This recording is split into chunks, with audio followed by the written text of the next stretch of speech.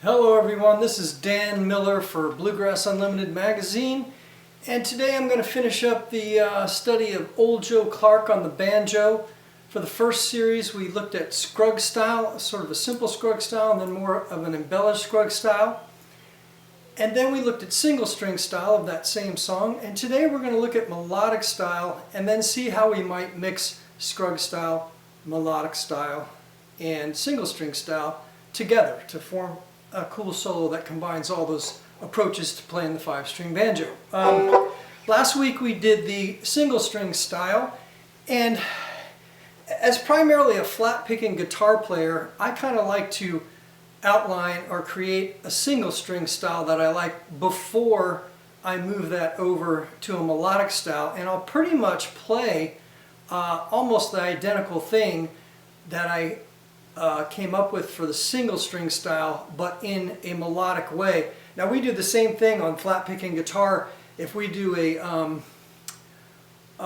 style where we're playing linear scales on one string like you do in a single string style on the banjo, we can do a thing that we call floating on the guitar, and that entails moving the single string or that kind of approach up the neck and alternating a fretted note with an open string.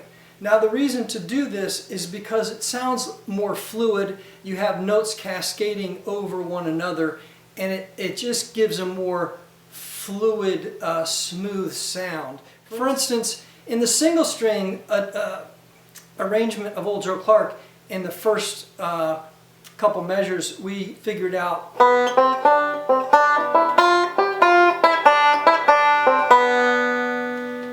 now I'm going to leave those open strings open, but for instance when I played this C note here just at the beginning, I played the C note there. Well, I got a C note here, right? I played B, C, D. Well, I got my B note open, I got a C note there, and I got a D note open, and so instead of, I'll go. So I'm not playing the same string twice, and I don't have to cut off that open note. I can let it ring longer, and it's just smooths out the sound a little bit, okay? So this is going to be pretty quick and dirty because we've already figured out the arrangement note-wise. We just have to figure out how to make that arrangement, and it just takes a little bit of figuring things out and thinking about your fingerboard. And if it's a C note there, where can I get that C note up here? If it's a D note, I can get that D note there. Or if it's a whatever note it is, if it's an A note, you can get it there. So you just kind of figure out where the notes you're playing up here lie in this range of the fingerboard, and then play as many open notes as you can interspersed with those fretted notes, but moving up here. So in this first part of Old Joe Clark, where we went, I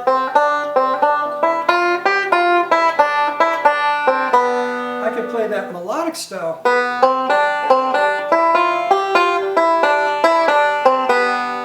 See, and then I can, because of the cascading of ringing notes combined with the fretted notes, it makes it smoother, and I can play it without sounding choppy. Now there are guys that are really good at that single string style and can make it sound smooth. I think it's just a little harder to make single string style sound as smooth as you can make a melodic style sound. Now some people might ask, why would you want to go to a melodic style versus a Scruggs style? And that's a good and valid question, especially for those that really like that Scruggs style. One of the reasons is that if you get into a fiddle tune that has a real dense melody, like a lot of notes that are in a scale either design, like Blackberry Blossom or Whiskey Before Breakfast or some of these songs, it's kind of hard to arrange a Scruggs style melody, because Scruggs style is more of a arpeggio based style with the rolls. it's kind of hard to fit that melody into the Scruggs style. So, you know, Bill Keith back in the 60s came up with this melodic style to play those kind of tunes. Sometimes you can get away with playing densely melodic fiddle tunes in that melodic style better than you can arrange them in Scruggs style. You know, some of those things are just fall out that way. And, you know, try them both ways. You know, Earl certainly played a lot of fiddle tunes, but I think that the real densely noted fiddle tunes had a real dense melody were more difficult, and Earl, I think, left some of those alone. Not to say that, you know, Scruggs style players can't play those things, but a lot of times they lay out easier in a melodic style sense. So anyway, that's enough on the differences between the various styles. Again, not a lot of thought here other than moving what we've already come up with. So we just did the opening phrase, and I moved it up here. Moved it up there. The next phrase, something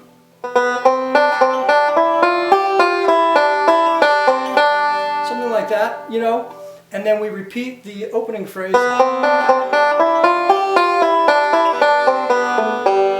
And then we go to the resolving phrase. Remember, was so we'll go exact same notes. I'm just, instead of the A note here, and I'm playing it down here, instead of any fretted note here, I'm just playing it down here between the 5th and the 7th frets, and using the same open strings. Okay, so that's kind of the approach. So anyway, the A part of Old Joe Clark would go.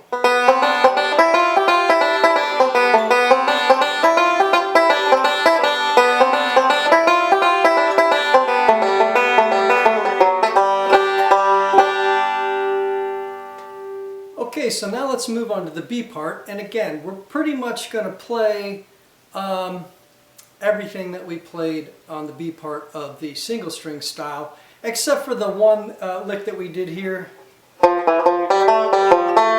Because usually when we're moving strings like this is when we take that note and go up here. We're going to move up a string this way. Now when we start playing stuff here, we don't have that note up here, so we may have to do something a little bit different. We can play that note here, but you can't fit that exact phrase up here because you run out of low notes that you can play that on. So I'm just going to modify it a little bit and make it fit the F chord.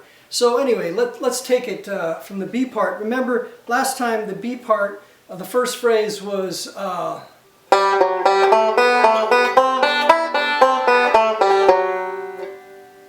that was our first phrase from the B part last time. So I'm going to just start on the same note here, but then go up.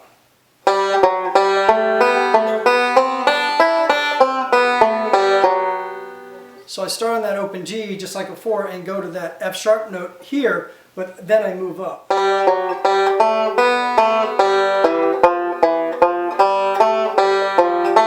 Now that's the little lick at the end I'm going to have to change. I can get that much done, but then when I go to this F note, I'm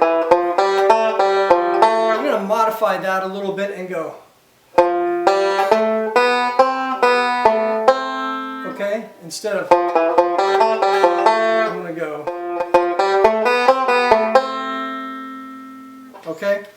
And then again, you go back to the theme of the B part, and that's going to again be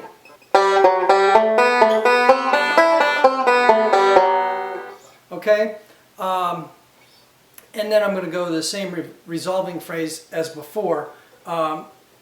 Last time again, and I'm going to go.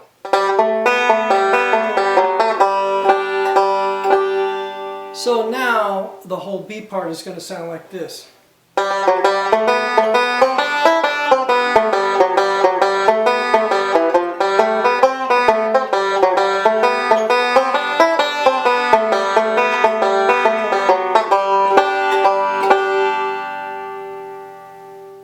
So now let's take a look at how we might mix in Scruggs style, melodic style, and single string style. And like I said, I'm going to keep it mostly Scruggs style, but just pepper it with a little bit of single string and melodic. For instance, this song is A, A, B, B, and I will do the whole A part first time through straight Scruggs style. And then the second time through the A part, I might maybe do a single string resolving phrase, and then the sub theme right before that I'll throw in something that's melodic. Okay, let's take a look. Let's see what that second time through the A part might sound like.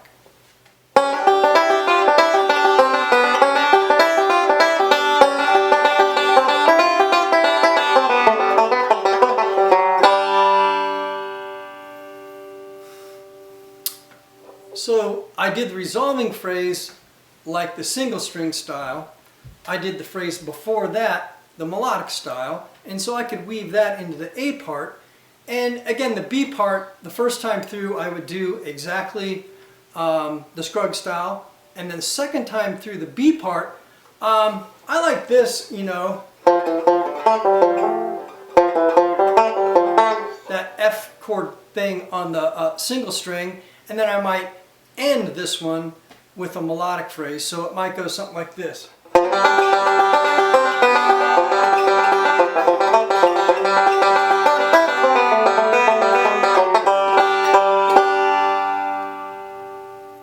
Okay folks, well that's it. You've got Scruggs style arrangement of Old Joe Clark, a single string style arrangement of Old Joe Clark, a melodic style arrangement of Old Joe Clark, and then we mixed it all together at the end.